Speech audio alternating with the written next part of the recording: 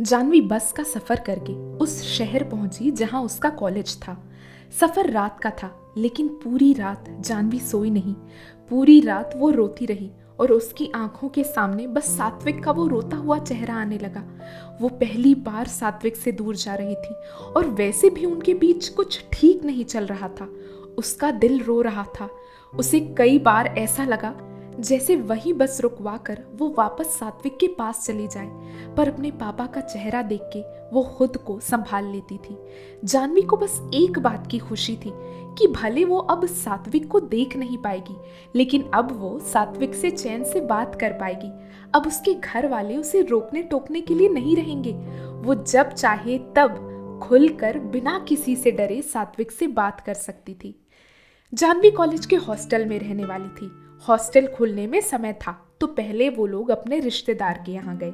जानवी के मामा वहाँ रहते थे। जानवी के पास फोन था और फोन रखने की इजाजत उसके घर वालों ने उसे दी थी, क्योंकि उनको भी जानवी से रोज बात करनी थी। जानवी को पता था कि कल उसके घर वाले उसे हॉस्टल छोड़कर चले जाएंगे और उसके बाद वो आराम से सात्विक से बात कर सकती है, पर उसका दिल न जाने क्यों बेचैन हुआ जा रहा था। उसे सात्विक की याद तड़पा रही थी। उसे ऐसा लग रहा था कि किसी भी हालत में उसे अभी सात्विक की आवाज़ सुननी है।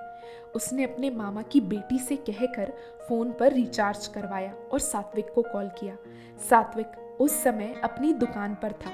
वो भी बेचारा जानवी की याद में तड़प रहा था। उसका बिल्कुल भी काम में ध्यान नहीं लग रहा था। जैसे ही उसने जानवी का कॉल आते हुए देखा, उसकी आंखों में चमक आ गई। उसने कॉल उठाया और जैसे ही जानवी की आवाज़ सुनी, उसे ऐसा लगा जैसे किसी बीमार को दवा मिल गई हो। सात्विक जानवी से नाराज था क्योंकि जानवी उसे छोड़कर चली गई थी और कुछ दिन पहले बिना पूरी बात जाने जानवी ने उसे बुरा भला भी कहा था। दोनों ने बातें की और सात्विक की आवाज़ से जानवी समझ चुकी थी कि सात्विक उससे रूठा हुआ है। जानवी ने प्यार से सात्विक को समझाया और उसे बुरा भला कहने के लिए उससे माफ़ी भी मांगी। अगले दिन जानवी के पापा उसे कॉलेज के हॉस्टल छोड़कर घर चले गए। पापा को जाते हुए देख जानवी फूट फूट कर रोई। वो पहली बार अपने परिवार से दूर जा रही थी और ना ही अब उसके पास सात्विक था। उसे आगे का जीवन कुछ अनजान लड़कियों के साथ गुजारना था जिनसे पहले वो कभी भी नहीं मिली थी। उसे नहीं पता था कि उसके रूममेट्स कैसे होंगे। क्या वो लोग उससे अच्छे से बात करेंगे? क्या वो सबके साथ खुशी से रह पाएगी? बहुत से ऐसे सवाल जानवी के मन में थे जो उसे बहुत ज्यादा डरा रहे थे। सात्विक के और परिवार वालों के बिना 4 साल रहना, ये ख्याल उसे अंदर से खाया जा रहा था। जानवी जब अपने रूम पर पहुंची, उसने देखा कि उसके रूम में 4 बिस्तर लगे हुए हैं। इसका मतलब उसे 3 अनजान लड़कियों के साथ कमरे में रहना था। कुछ घंटों में जानवी की सारी रूममेट्स पहुंच गई। सबने एक दूसरे को हाय हेलो कहा और एक दूसरे के बारे में थोड़ी बहुत जानकारी हासिल की। रात को खाना खाने के बाद जानवी अपने बिस्तर पर लेटी और पूरी रात उसने सात्विक से बात की। अगली सुबह जानवी को कॉलेज जाना था, पर इतने दिनों बाद उसे सुकून से सात्विक से बात करने का मौका मिल रहा था और वो ये मौका छोड़ नहीं सकती थी। एक दूसरे से इतने दिनों बाद इतनी सारी बातें करके दोनों को बहुत अच्छा लगा और दोनों के शिकवे गिले दूर हो गए। सात्विक को पता था कि अभी वो इतना सक्षम नहीं है कि वो जानवी से शादी करके उसे अपने पास रखे। दोनों ने ये तय किया कि सात्विक जब तक कुछ अच्छा नहीं कर लेता तब तक जानवी पढ़ाई कर लेगी। दोनों की अब रोज बातें होने लगी थी और लंबी चौड़ी बातें। कॉलेज से निकलने के बाद जानवी हर समय सात्विक के साथ फोन पर रहती, चाहे वो लोग बात कर रहे हों या नहीं, पर दोनों कॉल पर रहते, जिससे दोनों को एक दूसरे के पास होने का एहसास होता।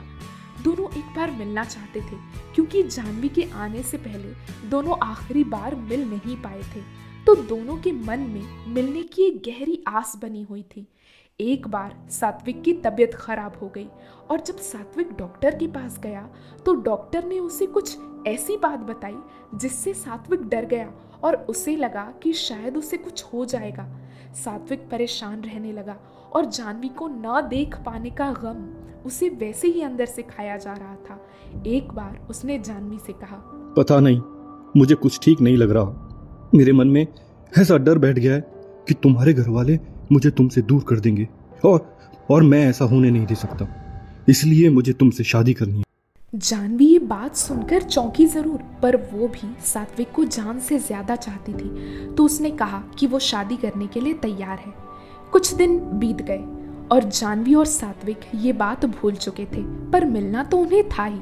दोनों ने मिलने का प्लान बनाया। सात्विक रात की बस लेकर जानवी के पास आया।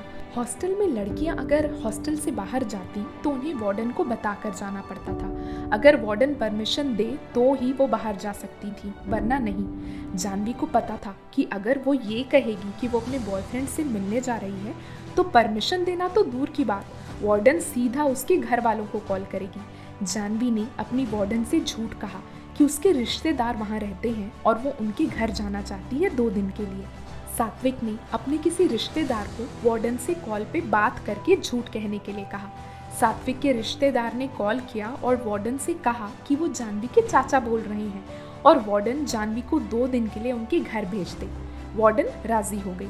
सात्विक जानवी को लेने आया और जानवी सात्विक के साथ चली गई।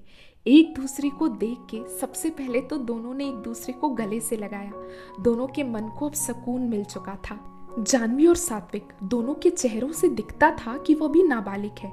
दोनों ने साथ रहने के लिए कमरा ढूंढना शुरू किया, पर कोई भी होटल वाला उन्हें कमरा देने को तैयार नहीं था, क्योंकि वो लोग बालिग नहीं थे। दोनों कमरा ढूंढते ढूंढते थक चुके थे और जाकर एक पेड़ के नीचे बैठ गए।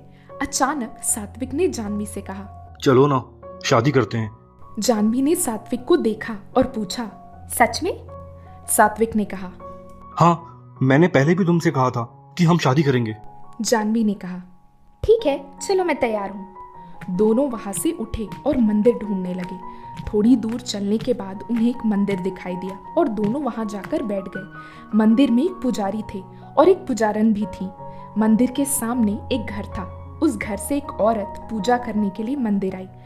पूजा करने के बाद उसकी नज़र जानवी और सात्विक पे गई।